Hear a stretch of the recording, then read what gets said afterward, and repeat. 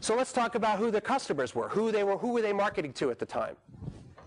Well, maybe these pictures could give you a hint as who they were marketing to. I'll give you another hint. It wasn't my grandparents, and probably not yours either. Here's the first-class smoking room, first-class stateroom. This is a ship from 100 years ago. So let's do a comparison. All right, I'm pretty sure you do this at OM. I haven't taught it for a while. But let's do a comparison of revenue by class. So you can see, what this is showing is that by class, Titanic and her sisters had 31% more first-class passengers, 45% more second-class passengers, and 11% less third-class passengers. So let's think about this from an operations management perspective, right? First-class passengers are people of means, and they tend to travel on a regular basis, okay? Second class was tourism. And what kind of business is tourism? It is seasonal. It is seasonal.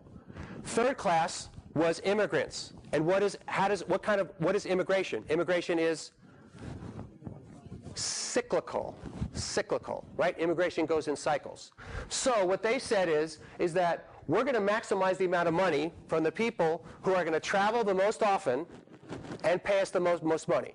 Because all those poor parents, all those poor people like my grandparents, they were going from Europe to the United States, right?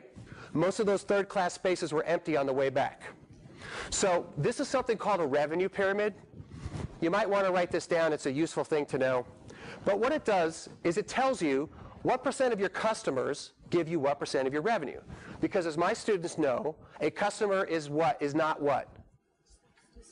A customer is not a discrete unit of measure from a revenue perspective, right? I could have one customer in this hand that does $1 million a year with me. I could have 1,000 customers in this hand, and they do $10,000 of business a year. So let's see if there's anything interesting. So here's the revenue pyramid. So we have percent of customers versus percent of revenue. Has everybody heard of the Pareto principle? Anybody not heard of it? Okay, good. Well, this is Pareto in action. So 30% of your customers bring you 68% of your revenue. 27% of your customers, second class, give you 23%.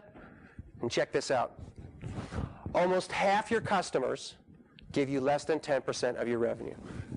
So this busts the myth that Titanic and her sisters were built to exploit poor people like my grandparents, because you can't get enough money from that population or that group of customers. The other thing is, for the most part, they're only one-way tickets.